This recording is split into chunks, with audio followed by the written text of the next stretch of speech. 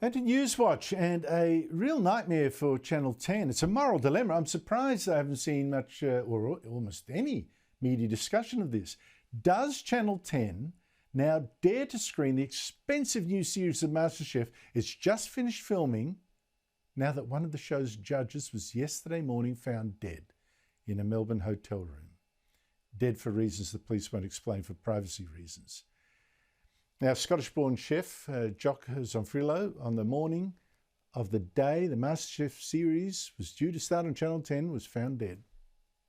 There's two ways this cook can go for you now. You can either fall apart or you'll collect yourself and just keep pushing forward.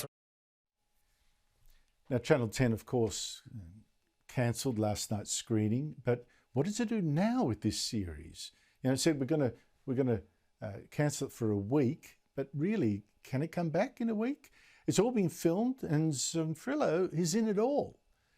Joining me is Sophie Elsworth, media writer for the Australian newspaper. This, Sophie, is a real dilemma. Let's start with the man himself. He's had a troubled background. He claimed in his autobiography to have had been a really terrible drug addict, to have come from nothing, to become one of the world's great chefs.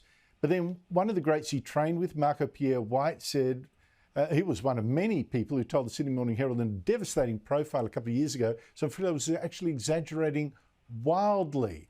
So what's been happening in his last days that might shed light on any of this? Well, you're right there, Andrew. Jock had a very troubled background. You know, he's spoken a lot about his drug addictions. He also got into trouble financially, several businesses that he's run.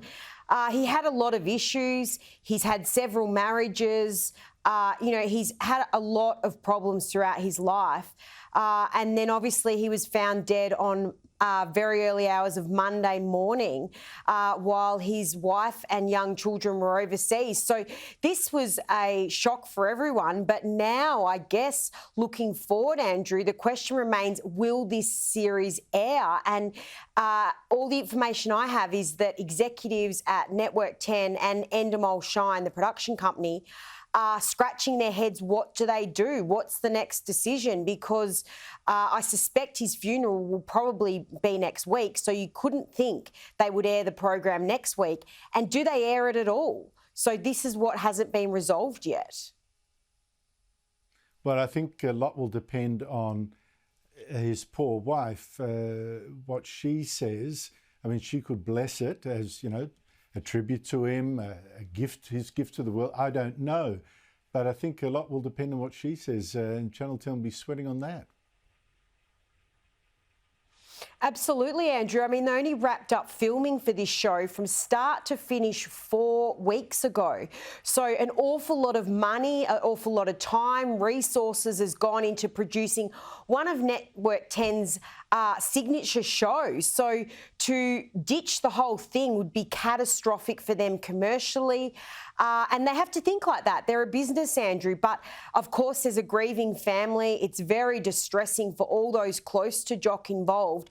So I suspect this decision will be made in the next few days, but it remains to be seen whether they air it. And they'll have to shorten it too, Andrew, because there's only specific time dates that they can run the series. They've got other shows they've got to roll out. So this is a giant headache for the network. Wow.